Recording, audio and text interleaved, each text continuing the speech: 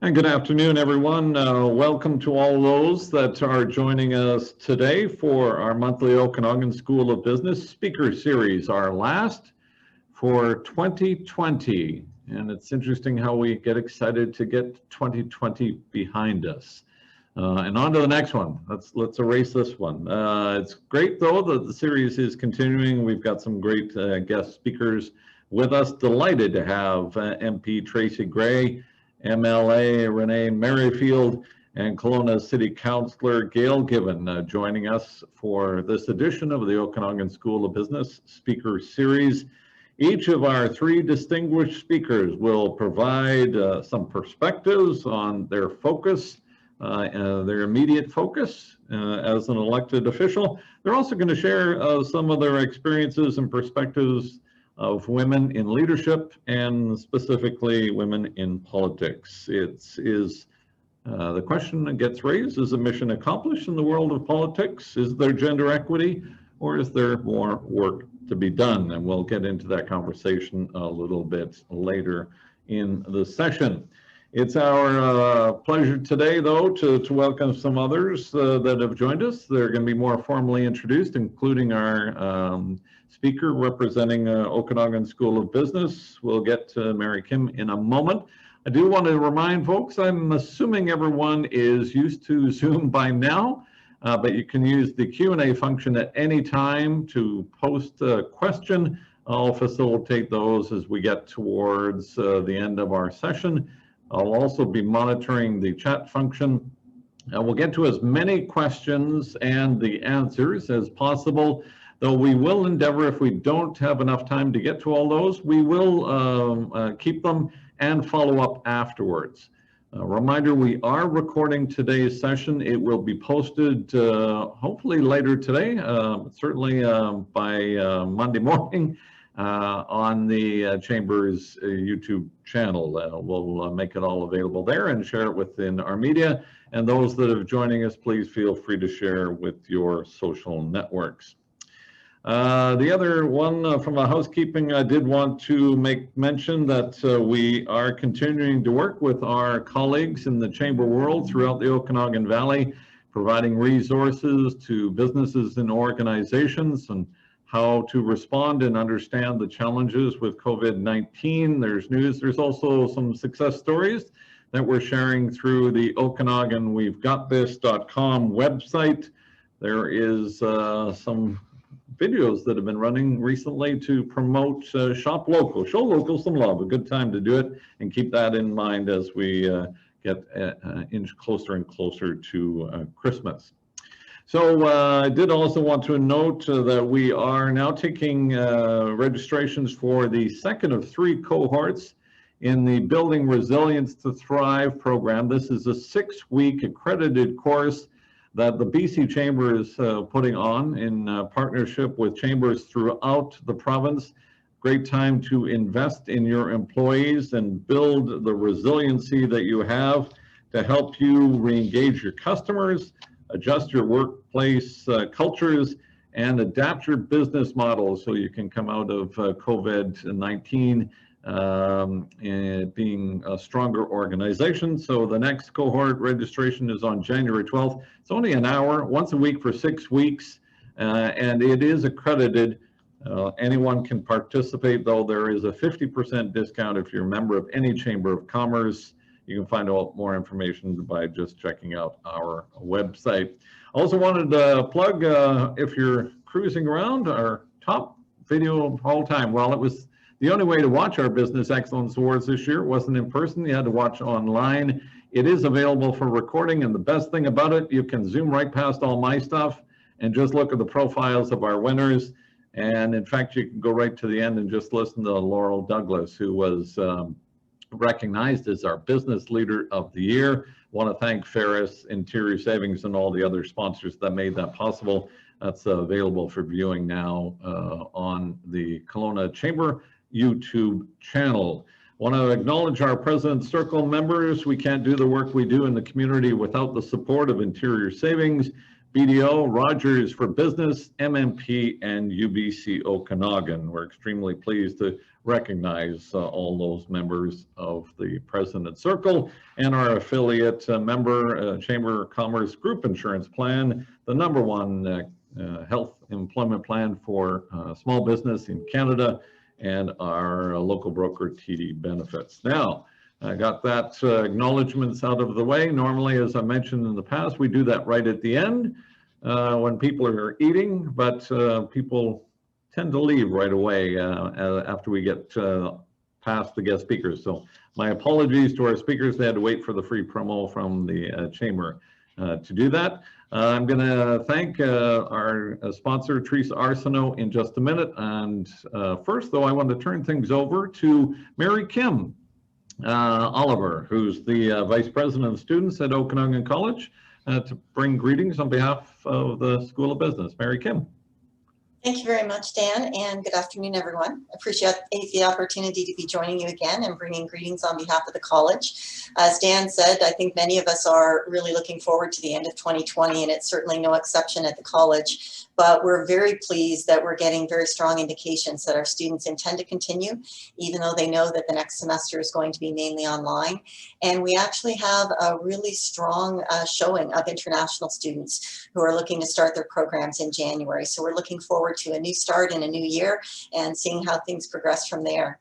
I know at my last visit I mentioned about the retirement of our president, Jim Hamilton, as he completes his tenure at the end of March. But I'm also very pleased to tell you that last week he was honored in a blanket ceremony by West Bank First Nation. And we were very pleased that sometimes Zoom works in our favor. And so many of us were able to join and share in that honor and witness his surprise. So finally, I'm just so pleased to be here for this topic. I was a last minute substitute and sometimes things work out very well. So I'm looking forward to hearing our speakers talking about women in leadership. It's work that the college is very engaged in, and I hope, wish them all the best as they go forward in the next hour. Thanks very much. Awesome, thanks very much, Mary Kim. And now I'm gonna turn things over to Tracy Arsenault, partner at Pusher Mitchell, QC. Teresa, welcome. Great to see you. Thanks very much, Dan. It's our pleasure, Pusher Mitchell's pleasure, to sponsor today's discourse. It's always been an important part of the Pusher Mitchell mission to promote community service and community leadership and to lead by example there. And it's my pleasure to introduce these three women who are doing exactly that. They are all exemplify, and I've known all of them for more than 20 years, I think. They all exemplify outstanding community service and community leadership. And it's just a real thrill to be the person getting to introduce them. Let's start with Tracy Gray. Tracy has been a stalwart of the community for years, both as a counselor locally. She was always recognized as a very hardworking, dedicated counselor. And now, of course, is representing us in Ottawa, after she lets dogs in and things, as the shadow minister for export promotion and international trade. And of course, Tracy, my fondest memories of working with Tracy is when she had Discover Wines, which was the VQA store, and had the most fantastic selection of local wines that she and her very talented staff were happy to share with us locally. So she was a leader in the local wine industry as well. So welcome, Tracy, and we look forward to hearing your words. Renee Merrifield, holy. She has been, she's won pretty well every award, I think, that's been created, both nationally, provincially, locally, and has chaired most business organizations in Kelowna as well. So you'll recall that she's chaired the EDC, the UDI, and has really been a really top-notch community leader. And so we're really thrilled to see you now as a political leader for us and representing us politically. So thank you, Renee, and I look forward to hearing your words. And Gail, certainly not the least, boy, your service to the community over so many years is so appreciated, both municipally and regionally, because you've been the chair of the regional district for so many years. and you've done a really outstanding job in all of those positions. So we're really looking forward to hearing your words of wisdom, and thank you for joining. Well, thanks very much, Teresa. It's great to see you. You're no stranger of the Chamber and the community. So thanks very much for Pusher Mitchell for sponsoring today's session. I'm going to turn things over to Tracy to begin things off with a bit of an update. I should preference that part of what we're doing is replacing what we did last year was the MLA's update. So sorry, Ben, sorry, Norm, you're out. We changed the focus this year, and we wanted to pull all three levels of government together, but we didn't want to miss the opportunity to get an update because you are representing the constituents of the area, and I'm sure they want to get a sense of where your focus is. I know you've all been extremely busy. Most of us are kind of prepping for the Christmas break, but I know you've been really busy. So we're going to start, Tracy, with yourself, just a bit of an update. And as mentioned, at any time, if anybody wants to pose a question generally or to specific guests, please feel free to do so at any time. MP Gray. Great, thank you, Dan. I appreciate that. And thank you for the introduction, Teresa. And yes, I was letting my dog in, and at some point I will probably have to let him out of the room. This is what we do, in and out. So I'd like to thank the Chamber for putting on this roundtable discussion. And I've been asked to make some comments, summarizing the year, current focuses, and then looking forward to 2021. So I want to thank everyone who's reached out to me over the past year, whether you did so by phone or email or through video conferencing. And it truly is hearing those personal, detailed situations that allows me to be your voice during this unprecedented times. For businesses, many of your ideas have turned into recommendations that we as the official opposition have made to federal government. I will remember Friday the 13th of March forever, being in the House of Commons in Ottawa, just after the pandemic was declared, and all of us MPs were heading home. Terrified, wondering if we were going to survive, being in 4 crowded airports. And I chose to self-isolate to protect my community, even though no governments at that time had taken action. But immediately panic came over the world and, of course, our community. And my fabulous team, both here and in Ottawa, who I'm so proud of, went into what I called crisis management. We triaged every day using this thing called Zoom that we are now very all familiar with. Federal Government Service Canada office is closed. Residents away were in every corner of the world trying to get home, and the federal government was making daily announcements with few details, creating a lot of stress and anxiety for business owners and citizens. So for those of you that don't know my background, I can truly empathize. I have owned businesses. My husband and I put our house on the line more than once, not taken paychecks. And there were difficult times in 2003 during the Okanagan fires and also the financial crisis of 2009, but nothing compares to this past year for all of you. The government needed to provide support for individuals and businesses and not-for-profits, and there still is great need, in other ways now. Businesses stepped up throughout and still do, and we have to question government's decisions looking back now and going forward. So just one example, which there's been a lot of information about this recently, is the spring I was in constant communication with distilleries who were immediately stepping up to produce hand sanitizer and working with national spirit organizations as they were dealing with Health Canada approvals. And these local distilleries produce food-grade alcohol for human consumption that many of us might be familiar with, using the most rigorous sanitation techniques. So approval should have been seamless, leading to immediate government procurement. However, we found out recently that the federal government was ordering from countries like China rather than supporting Canadian companies. So many products were later recalled, and we've been pressing the government on this. In the summer, we were the only G7 country to lose our AAA credit rating and the only one without a recovery plan. And as some of you may be familiar, Canada's parliament and democracy was not fully functioning from March until late September, using the full functions and powers of parliament, other than a few sitting days to pass legislation. And so as the official opposition, we were pressing for parliament to be sitting virtually in smaller groups, just as we are now, and for committees to be sitting. And then, of course, we had the prorogation of Parliament, and there was a lot that was pushed off, and we're quite behind on a lot of important legislation.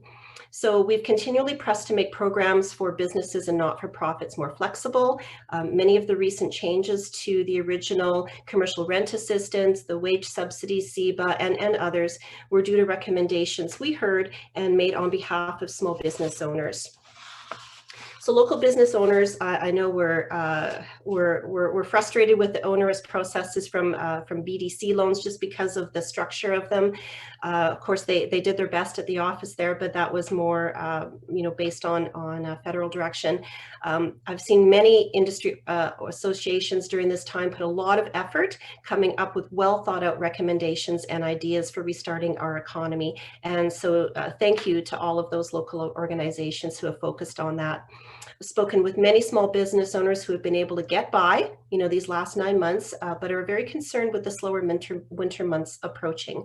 So now I'll just mention a few current focuses, and these come out of private members' bills and motions and writing to ministers and question period. And these are just even within the last few weeks. So here's just a couple of very, very recent priorities that we've been advocating for. So the first one is to postpone small business audits, at least until June 2021. And I've spoken to many local accountants and bookkeepers who are mystified that CRA is auditing businesses on government pandemic programs while the programs are still in place. They say usually those kinds of audits happen afterwards. We've asked to amend the Income Tax Act, which should bring in an estimated $200 million in new donations to charities, because charities are struggling at this time. We've asked to halt all planned tax hikes, including CPP payroll, carbon tax, and alcohol excise tax. Finally, make a decision on whether Huawei will participate in Canada's 5G network. Amend the loopholes which allow for large at-home cannabis growing operations hurting neighborhoods. Allow Canada Post to ship liquor interprovincially. Plan and disclose a full vaccine rollout plan. A study into the government's pandemic responses. Put a comprehensive plan together for the aviation sector, and we've made recommendations on that. Get to the table to resolve U.S. investigations that could lead to tariffs on Canadian fruits and vegetables. There was a letter that I was involved in that actually went out to the ministers just this week. Finalize the Canada-UK trade deal, which represents $29 billion in trade between our countries. Rapid testing and at-home testing should be widely available in Canada, like other countries. Create a national suicide hotline, 988. And release details on the what's called the Highly Affected Sectors Credit Availability Program, HASCAP. And I literally had an email this morning at 8:33 from a local tourism business asking about this, saying, where is it? So we've been saying, release those details so that businesses have certainty. So moving forward, or looking forward, it's really important that the private sector has stability, low taxes, cutting of red tape and competitive regulations in order to jumpstart business and job growth, because it is businesses that create jobs, not government. Government can put the template in place and the policies. People deserve to see the data being used to make public policy decisions, especially around COVID-19 decisions, and to evaluate how the measures taken to stop the spread of the virus in the population at large have had serious societal impacts. And so moving forward, someone asked me this week what keeps me up at night, and I could easily list the top 3 things that I would classify as moving forward and are a priority. So the first one is people's personal finances and all kinds of debt. And so this goes to personal, business, not-for-profits, and all levels of governments, because this does lead to tougher times for families, potential bankruptcies, liquidity issues at financial institutions, higher inflation. And, we see the CERB playing out right now. It was even all over the media this morning about, where early on there weren't strong checks and balances with CRA or with businesses. And then now there's questions as to how that program was rolled out and who received benefits. The second, I would say, is mental wellness. Depression, social isolation is affecting everyone. children, young adults, seniors, faith groups, cultural groups. Families are separated. Suicide rates are up, especially with the younger generation, and people are losing purpose, and societal impacts are large. And the third would be businesses and not-for-profits. And this includes arts and culture groups staying afloat. The CFIB says that 1 in 7 businesses may not survive the winter. And so it's, supporting small business and local business isn't just a tagline. It's something that we all need to do so that all of these businesses and a lot of the not-for-profit groups and arts groups, so that they're around next year. It's really important that all of us focus with our local community. And so that would be, those would be my opening comments, and I look forward to your questions. Thank you. Well, thanks very much, MB Gray, and you covered a lot of ground, so thanks, Tracy. If I could, we will come back potentially to some of those issues as we move forward. I want to now go to our newest MLA, Renee Merrifield, for some opening comments of where the focus has been, aside from getting sworn in and opening the constituency office. Renee, over to you. Yeah, well, as of yesterday, my focus was really on getting through my first session in the House. So that was mostly successful, other than the Twitter storm that took place yesterday afternoon. But other than that, clearly it was mostly successful. But seriously, my sole focus right now is on the health and wellness of every British Columbian. I had the amazing fortune of being named as the health critic for BC, and as a new MLA, it has been absolutely drinking from a fire hose and trying not to drown. But having said that, I've also been a business owner, a mom, a citizen of BC for the last 25 years. So for me, it is something that I know somewhat about, but I'm getting to look at from another side and count as a privilege. But I'm going to take a little bit of a different tact than what Tracy did on this answer to the question. And I'm going to talk about a kind of maybe a broader focus, because yes, I can go through a list of the programs, and if anyone has any interest on those counts, absolutely. And definitely there was a press release that went out earlier today, and will probably hit the newspapers, just about everything that our caucus was asking for in the last 2 weeks, which was incredible. And what I can say is that though we are only 28, we are a mighty 28, and oh my goodness, some absolutely incredible MLAs fighting for people. And it was awesome. It was awesome. But I'm going to take a little bit of a different tact. And that is, when I took this role, I did some soul searching, and I thought really long and hard about why I wanted to do it and what my purpose was. So I'm going to give you a little bit more of that and what I see as an MLA. When my parents raised us, they taught us a lot about being involved, about being engaged, but moreover about giving back. And, the daughter of a pastor and teacher, we were taught that we needed to be change makers. We needed to participate, that we didn't have a right to criticize unless we were willing to be engaged and be involved. And so I've always done that, and sometimes to my own detriment, but I've always tried to be a positive voice and someone who is working towards positive change. So whether it was in my business or with my family, in philanthropic endeavors, or now politics, that's still my goal, is to bring about positive change and to live my life as a change maker. I would say that when I walked into the Legislative Assembly, I was in awe. Because as I looked around those walls and those halls, it was as if I could hear the echoes of every voter that has voted in not just this last election, but in a century of elections, and that was awe-inspiring, and definitely has a weight of responsibility. So in becoming the health critic, I definitely felt honored. But as you know, our government shifted in this last election. We were working very collaboratively up until that point. There were bipartisan committees that were struck, and those decisions were made in those committees rather than during question period. And what has happened is that the NDP and John Horgan specifically decided to call a snap election and really destroy that collaborative effort.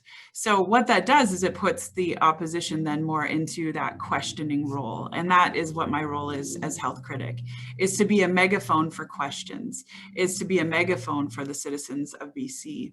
And really to ask tough questions, like why do we not have rapid testing in our schools and in our long-term care facilities? We were given, thank you Tracy, given 500,000 by the federal government. Why are we not using them? Why is BC sitting on a stockpile of them? It makes absolutely zero sense, especially when across Canada they're being used differently. So I get to be a megaphone for issues like that, and I get to ask questions of our minister. Having said that, I also get to be very supportive of our public health officer because she's not in politics. She's an advisor to government. So, there was a lot said about me on Twitter. Feel free to go, it's public. But it really, I'm in strong support of her, but really questioning right now how the government is executing on keeping our citizenry safe. So it's definitely difficult. I'm someone with a crazy big heart, and I'm very soft. Those of you that know me, I tear up because I am just someone who feels. And so when you get your first NDP pundit who goes after you on Twitter, I say, ouch, my campaign manager kept saying, I've got the black heart, so you can stay soft, you can stay good, but it's hard because when you're making a difference, even if it's small, even if it's just the start of a difference, it's akin to painting a target on your back. And I'm okay with that, because if I wanted to be small, God wouldn't have given me the 5'11" physique that he has. So, but you'll also no one will take notice. So, being in politics was not for me about staying small and playing safe. So I'm also really focused right now on my kids, not on being their mom or being their parent, but making this world a better place for them and their entire generation. I asked during the election for them to create a focus group for me so that I could hear from their age group. And by the end of it, I was in tears, because they didn't have hope, and they didn't have the hope that I had at their age, and they didn't know how to get ahead in life. And so I have made it my purpose as an MLA to really fight and advocate for that next generation, and to figure out how we can clear a path for them to do great things and to really innovate and make us better. And then really my last focus and goal, and this is on a move forward basis, is also to inspire. We need way more than the three of us that you see on the screen, or four. I'm sorry, Dan, I should have included you. But way more than the three of us. We need a whole generation of us, and we need those to rise up. And so for me, it's about who can I inspire? Who can I choose to champion? And I think it's somewhat ironic, and probably all three of us on the screen could talk about Teresa Arsenault, but I can honestly say, Teresa, I would not have the awards or the positions that I had without that woman. She has been a champion for women in business, for all of us here in the Okanagan, and has allowed us to stand on her shoulders and go farther. So, who am I to put on my shoulders now to send and to go farther? So with that, I'll stop and let Gail go. Well, thanks very much, Renee. And I think, okay, I'll take me out of the equation here. You're all change makers. So thanks on behalf of everyone, certainly at the chamber, I think constituents, for all the work you do. It's not easy. And potentially, unfortunately, the downside of politics is you get to be a bit of a target, which is not acceptable, but it is a reality. So appreciate your comments.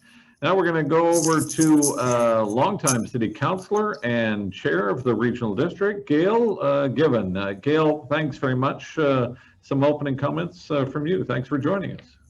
Thank you, Dan, and really appreciate everybody joining in to listen into the conversation, the dialogue, and truly appreciate the other panelists as well. We've had lots of opportunities to work together. So my role obviously is decidedly different than the other two because I don't have party politics in my background or in my sphere. So it really changes how you can serve your community. So for myself, I'm kind of a self-declared policy wonk. Process and procedure, that's my thing. And so when I'm working through projects and processes and problems and challenges, it's always from the policy side. So as I approached this particular panel, I thought about what it is that I have to do that is important in leaving better organizations for my kids as well. Renee, that's always my thought as well, is how do I leave an organization that can deliver services in a really exceptional way without having the policy background people. So from my perspective, it's always about, have we left an organization with strength? And I'm looking at this from a regional district perspective.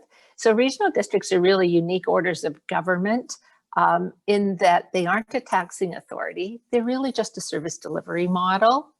And a lot of this regional district's history has been with handshake type agreements, or this is how we've always done it type of agreements. So my comments are really kind of completely irrelevant from COVID and what we've gone through in the last year, but they really highlight the need for us to have strong organizations providing service to our citizens. So my real focus over the past, 6 years has been to ensure that our emergency manuals are up to date and current, and that we have the proper programs in place, and that things are documented in a way that when this next generation of leadership, which is retiring really quickly, and even more so quickly having gone through this pandemic, that we're leaving something that can be read, that can be followed, and that practices are in place that are strong. So from a regional district perspective, that's really what we've been working on for quite some time. From a service delivery perspective, obviously economic development is one of the services that we deliver. Corey Griffiths and Krista Mallory and the folks at Economic Development Commission are a service that is delivered by regional district. Not everybody knows that. Some people think it's a completely independent organization, but obviously the work they've had to do through the past year has been absolutely critical. So again, that's key work that the board is focused on, recovery processes and ensuring that supports are in place to provide business with what they need to get through the first phases, which of course isn't recovery yet, it's response and listen phases, and recovery is yet to come, as I'm pretty sure most businesses can tell you. So that's one of our key strategies. As well, from the regional district's perspective, we deliver services that are best delivered as a group. So water quality, airshed, flood mitigation work, regional planning, regional master transportation plan. These are all types of programs that can best be delivered from a regional perspective rather than individual municipalities. So we've been really working hard from that perspective to make sure that we are all aligned when we are moving forward a number of our programs. These are important for business because municipal governments, pretty much everything we do is essential service. If the water doesn't flow or you flush the toilet and it doesn't go away, that's going to impact business.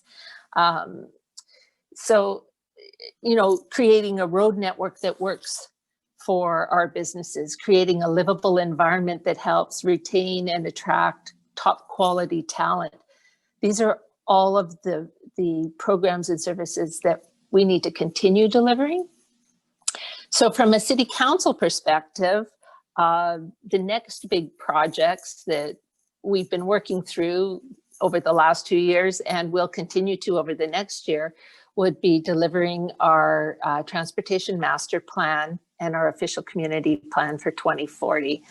These are significant policy documents that shape our community well into the future. We're partway through the process. How our community grows will be shaped by these documents. And there's still lots of opportunity for citizens to get involved. But if you asked me last term why I was running again, those are the two reasons why I was running.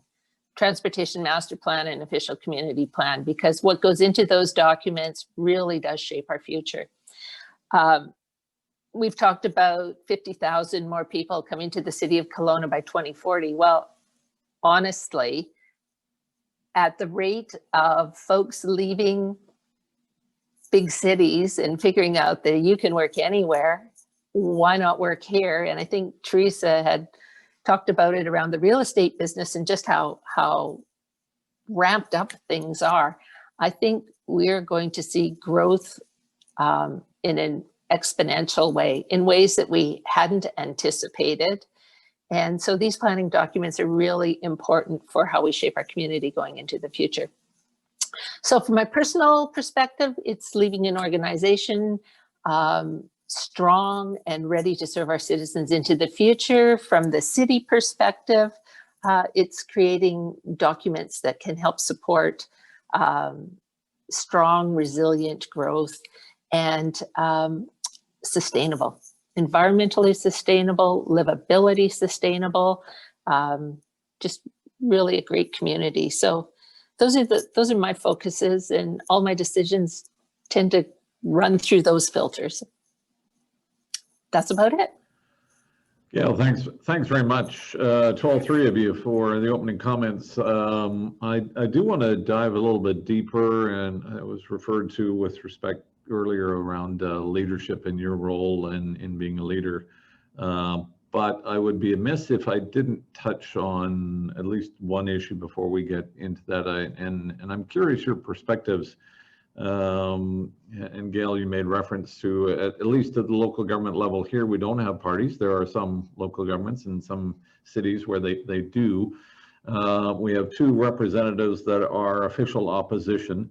We have a pandemic. Has that in your mind, and you've all been involved in various degrees as elected officials and around politics and decision makers, you are all change makers. Has the pandemic changed in your mind the way you approach other levels of government, your opposition, the level of cooperation to ensure that constituents in Kelowna, get at least, fair share, and the issues that are important to them are being addressed by every level of government? Has your perspectives changed? Do you reach across the aisle more? Do you think you should? Can you criticize? Does the pandemic change that? And maybe Tracy, we'll start with you and your perspectives. Well, thank you, Dan. Thank you, Dan. I think everyone has their role, and especially being such a unique time, everyone, I think everyone's heart is in the right place, and we're trying to advocate for our community in what way we can, and everyone has their place. So sometimes that is to, be, chairing a committee. Sometimes it's to be asking the questions. Sometimes it's to press. And so I think that there's a role for everyone, and there's strength in that. And I mean, when you look at even in the past year, say from, from the provincial perspective, we've had very effective representatives, that have been in opposition here in the past. And so everyone has their role. Yeah. Renee, I'm interested in, and you made some comments about going into the legislature, and when things return to somewhat normalcy, you certainly would encourage anyone that has a chance, when it's the opportunity arises, to sit in the gallery and watch question period particularly, because it's always interesting to watch how that British parliamentary system works, and it does work when people are respectful for the most part, but it can be interesting, sometimes entertaining, sometimes bruising, but your perspectives now, when you come and approach this job and representing your constituents, do you feel because with the pandemic, you've got to reach out to keep connections with Tracy and with the local elected officials to make sure that you can't meet with constituents, but are these relationships more important, or have they always been in your mind in moving forward? I think they're always important. I think our ultimate, first and foremost goal is to our local constituents. So, in setting up an office and making sure that, that your email and phone number is working and that you're getting back to everyone. That's what's most important to helping. The floodgates opened when we actually started getting a working phone number again, and it was people just needing help, either making it through an ICB process, a WCB process, with healthy kids aspects, etc. So that's the number one job. And of course, we're going to work across the different levels of government at all times, because sometimes someone approaches me with a city issue. Well, of course, we can go to the city and say, hey, how do you want me to answer this, or is this something that you want to answer? The same would go for federal issues. And in fact, in some cases, like Dan Albus has an office or has a desk in Dan Ashton's office. Why? Because you do work so collaboratively so much of the time. I don't want to be promoting a program or a system that Tracy is working on with the federal government. We don't need duplication. We need augmentation. We need to make sure that we're covering all the bases and filling in all the gaps. So there's a lot of that. And we're constantly looking at what each other is doing. And for the most part, the way that government is set up is so that we don't overlap a ton, right? The feds give health money, but then once it comes into the provincial coffers, it's what we're doing. I think with COVID though, there is more overlap. And I referenced the federal government giving us 500,000, test kits. I know the federal government has been the one to negotiate and arrange vaccines. It's our job to figure out how to distribute them, but it's definitely, there's a lot more collaboration with making sure that our citizenry remains safe. But government and being in opposition, well, a government's set up for that, right? Government is set up to have opposition, not necessarily on the municipal level, like Gail had mentioned. In some cases there is, but not all. But certainly, they call it the loyal opposition. Why? Because it was intended to be that, right? It's intended to be that. It's called question period, not answer period, right? Because it's from the opposition, questioning. Why are you doing this? What are you doing here? Now, I think it's our goal and our job to listen to what our constituents are asking and then be that megaphone for those questions.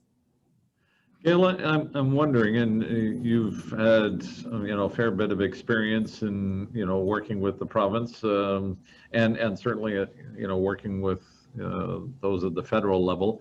Given the challenges that local governments face, I'm going to preface it by I was reminded the other day that the province still hasn't got around to a revenue sharing on cannabis, and we were big supporters. I think one of the first out of the gate supporting His Worship in the call for, come on, some of that revenue share, not just between the feds and the province, it should flow to those that are responsible for regulatory. So I'll get off the horse on that. But has that changed, do you think, in the pandemic? Are you seeing the level of cooperation between levels of government, or is it just business as usual and the challenges that are around that? No, I actually think the pandemic has produced some catalytic changes, quite honestly, not just between different orders of government, but even through the party politics system, through opposition and those in government. I can say that what I've observed, which I was kind of surprised at, is that we received as much attention and interest from an NDP government as we did from a liberal government provincially. And I know you probably don't want to hear that, but it was intriguing and quite astounding. So the direct access that we've had through this last year, through conference calls directly to Minister of Municipalities, and even conference calls with the Premier on the line, where local governments have been able to lobby for the things that were really impacting their communities, was quite amazing. And sometimes you assume, okay, we're this provincially solid liberal riding, we're never going to see anything out of the NDP. That's kind of what I thought going into the last government, and that didn't prove to be the case. Back to your comment around funding and the sharing of cannabis revenue, a new funding formula is definitely required by municipalities, whether it's the sharing of cannabis revenue or whether it's 1% of PST or whatever it is. Municipalities have to deliver significant infrastructure. And if it is only on the backs of our property tax owners, that funding mechanism just isn't reliable. It's not dependable. And this grant funding formula is just fraught with problems for planning your infrastructure. If every time you need a project done, you're dependent upon some granting program from the feds or the province, you aren't able to best plan your infrastructure. So is there do we need a new deal? We absolutely do. Strong Fiscal Futures was a report that was written by municipalities several years ago, without any change to date. Now, I know that Mayor Basran and Mayor Helps from Victoria are working together with a number of big city mayors to really focus on this issue. There's a number of issues they're focusing on, but a fiscal formula for municipalities is one of those very key elements that will allow us to move forward and provide the kind of infrastructure that's required that builds strong, livable cities. Excellent. Thanks. Boy, time races by fast. And we have a few questions, so if people want to get in the Q&A, we'll do that. I do want to shift a little bit here and talk about gender equity. And given I'm the outlier here, has gender equity been achieved in politics, in leadership roles? Is more work to be done? And what I might suggest, you can all leave your mics open, let's have a conversation. Does more work need to be done? And let's focus first on the public sector. Then I do have a question with respect to corporate boards and potential role of government on that. Anybody want to jump in and more work to be done? I'll start with at the local level. All you have to do is look at my regional district board. 3 of 13 or 14 members are female. City of Kelowna, 3 of 9, Lake Country, 2 of 7, West Kelowna, 1 of 7, Peachland, 2 of 7. Until such time as your councils reflect your population, your job isn't done. So how we get there is another question. And I think it is incumbent on us as females in leadership to continue to encourage young people to participate and get involved. Renee, there's a parliamentary secretary for gender equity in the provincial side. Your thoughts? Well, I think that if you have to ask the question, we're not done yet. But I would say that I think we need to look at some of the societal norms as much as we need to look at who got elected, because the reality is, you know, women can be elected, but how many women are choosing to not be elected because they still bear the brunt of childcare, or they're still, you know, working and doing 85% of the childcare. And the statistics on that are pretty negative. So until we change the societal norms, we're not going to see women putting their hands up. And I mean, the three that you see across the screen all have older kids, right? So we can make that jump. We can put our hand up and say, yeah, we'll do it, because we don't have dependent children anymore. But if you want to get youth and young women engaged and activated, it's a rough life for women with kids. Tracy, thoughts about how do you attract more women into politics and leadership roles? Yeah, I'll just give you some interesting statistics that were actually brought forth in the House of Commons last week, because it was the 50-year anniversary of the Status of Women report, and one of our long-serving MPs, she's not going to be running again, and so she gave a speech and was saying that in 1970 Canada had only 1 female MP and 6 female senators. Today we have 100 female MPs, almost a third, and 47 female senators. So, in 50 years, those are some of the numbers that have changed. And I agree. It's when I decided to get into into politics, it was, I was a business person, but my son at the time was mid-teens. And before that, it would have been more difficult, knowing just the time commitment and the scheduling. Fortunately, I have a husband that owns his own business, and so he has a lot of flexibility in his time, but not everyone has that. So it does create those additional challenges, especially when you do have young children and you need that extra family support. I will say that during the federal election here, I knew that if I was fortunate to be chosen to represent the constituents of Kelowna-Lake country, that I would be the first female. But however, I did not mention it at all during the election. It was mentioned on election night, and a lot of people were surprised, because I didn't want it to be about that. I wanted it to be about me as a person, what my experience was, what I could bring to the table, and hopefully the people would vote for me, knowing me, and if they thought I was a good representative, not strictly because of that or even to bring it into the conversation. Now it's there, and I have heard from some young women that think that's really, really interesting and really great, but I didn't want it to be at the forefront for the reason why someone was voting for me. And I think that's what, when we talk about equality of opportunity, it's to have, so that everyone has the same opportunity, regardless of their gender, regardless of their ethnic or cultural background, regardless of their age, so that everyone can have the same opportunity.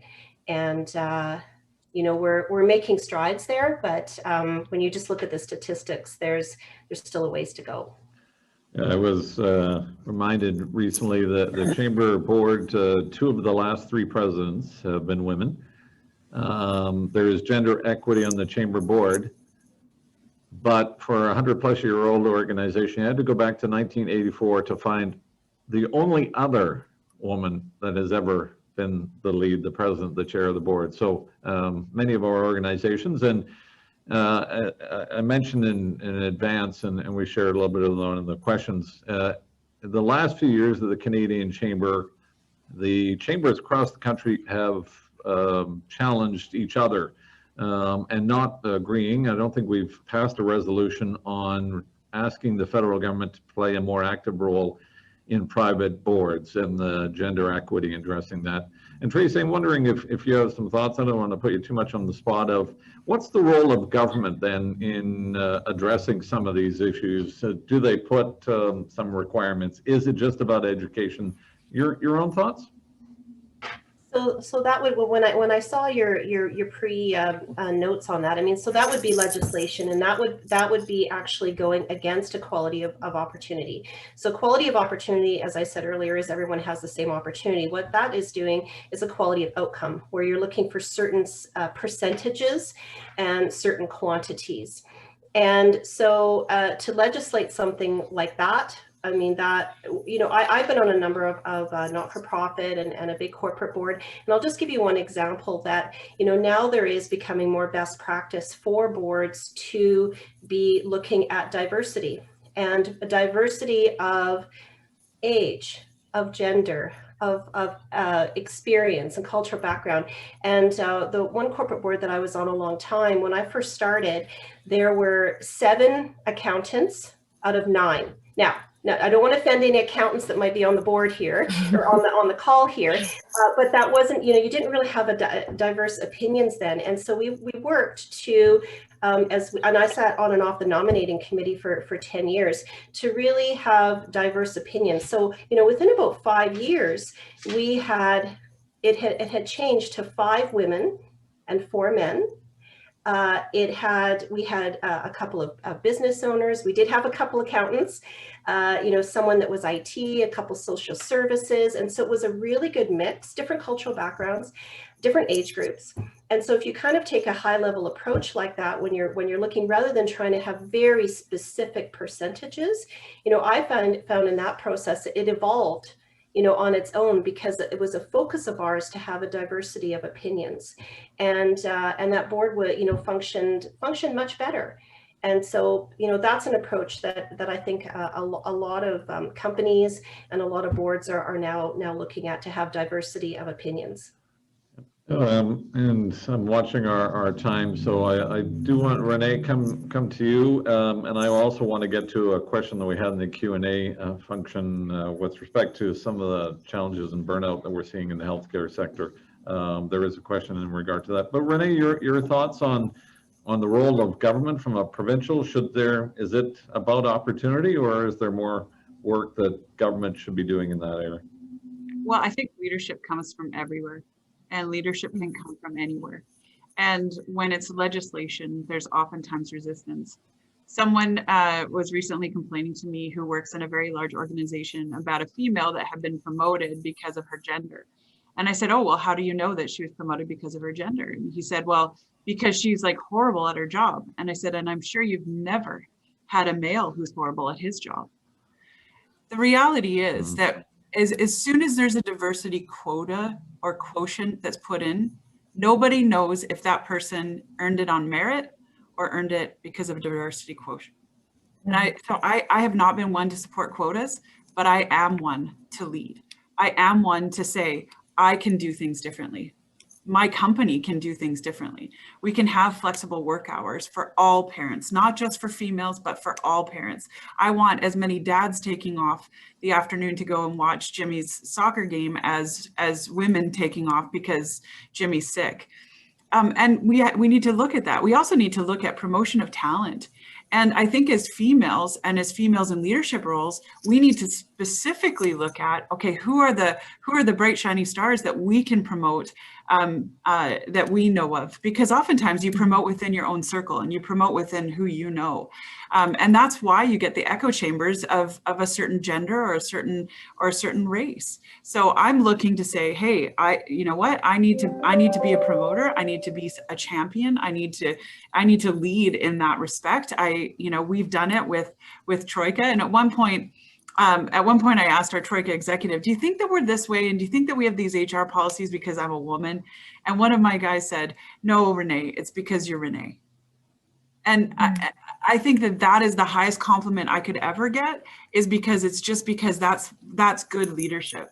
And to Tracy's point, yeah, boards are changing, good governance is changing, expectations are changing, the ESG is changing, and how we're being monitored. So I really believe that we need to keep leading, and we need to keep promoting, and we need to keep championing from all levels, not just from legislation.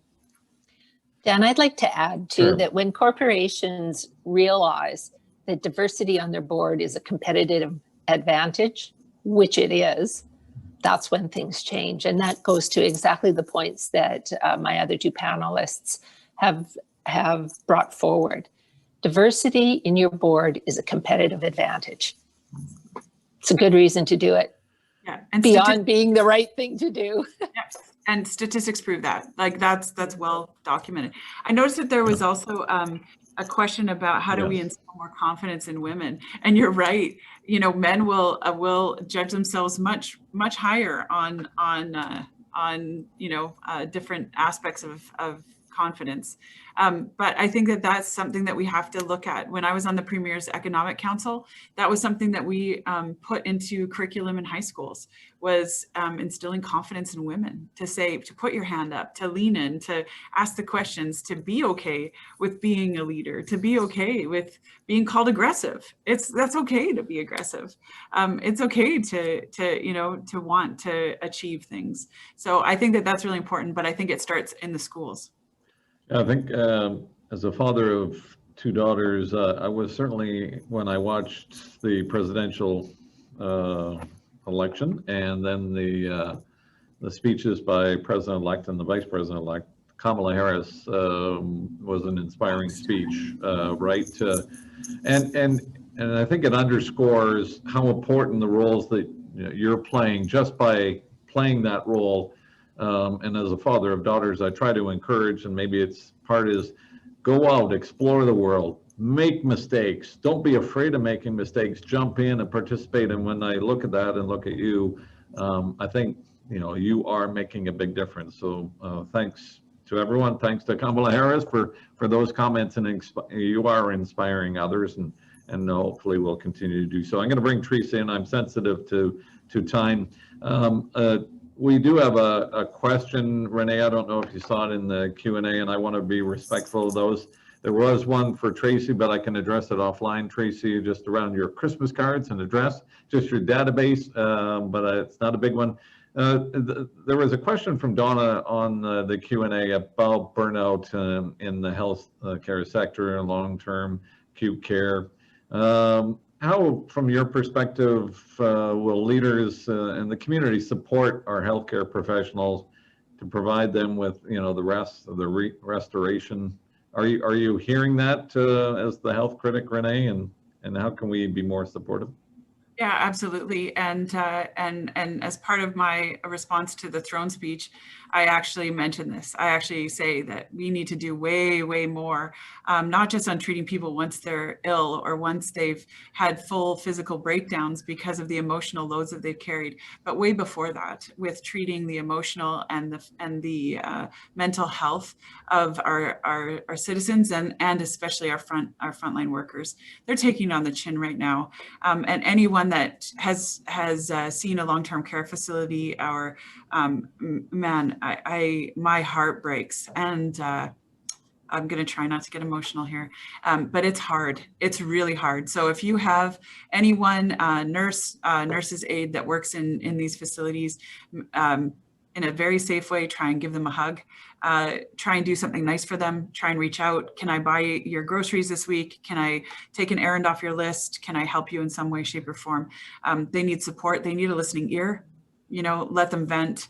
But above all, yes, we as government, and we have some plans to put forward in the new year that we're going to ask government to really look at that, because we have been in a pressure cooker with COVID, and we need to treat people before the system breaks.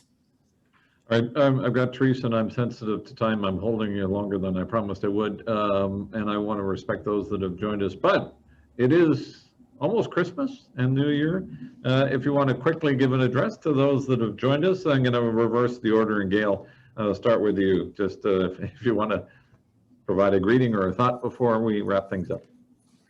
Well, and my greeting probably falls as a response to the last question, and it really is wishing everybody just a safe holiday season, and to embrace the quiet and the reflection time that we have. We won't be gathering in our big family units. It will be a totally different season than you've ever experienced, but take the moment to reflect, some self-care, and enjoy the peace of the season. Take care. Thank you. Renee? I love that. I'm gonna base mine around the Advent calendar, which is this: above and beyond, I wish you hope, because tomorrow is going to be better than today. Just keep walking forward. I wish you peace and lots of deep breathing.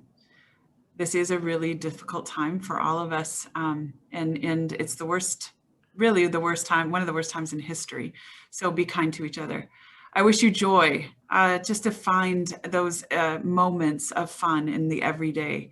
And above and beyond, I wish you love. Whoever is around you, however you can be with them, and however you can reach out to those that are seniors and singles, because they are going to have a very lonely Christmas. So we all need each other right now, and we need to be there for one another. So hope, peace, joy, and love. Thanks very much, Renee. And Tracy, final word? Great, thank you. And thank you to all of the participants and for everyone being here. This is a tough year, it's a tough Christmas, but what is remain unchanged is our community spirit and looking out for each other. I'll just give you a really quick story here to finalize. So I was in Ottawa. My family waited for me to come home to put up our Christmas tree, which we get a real tree every year. So just on the weekend, got the tree, we put it up, fully decorated, walked away, and the tree leaned over and smashed to the ground. Broken glass everywhere, you know, special ornaments that can never be replaced. Apparently there's no bases, tree bases anywhere in town, and it was defective. And so my husband took several pieces of rope and drilled big holes in our living room wall and said, oh, I'll just putty it and patch it up and paint it in the new year. And so I turned to my family and said, well, this kind of summarizes 2020. You know, we sweep up the broken pieces. There's things we'll never be able to replace, patch things up, and look forward to next year.